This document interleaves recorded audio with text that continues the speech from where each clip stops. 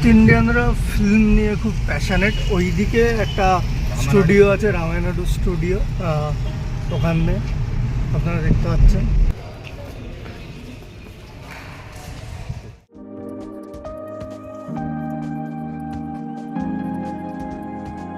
গোলকোন্ডা ফোর্টের দিকেই সুন্দর historical place, হায়দ্রাবাদে অবস্থিত।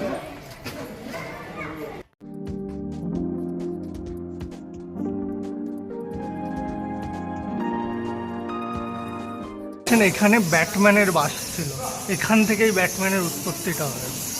এটাও কিন্তু মারপ্লা সেন, জুলু, লাভ, জয়ন্তী দিচ্ছে। মাও আছে বলে কিছু বলতে পারছি না আমি, তাহলে বলতাম।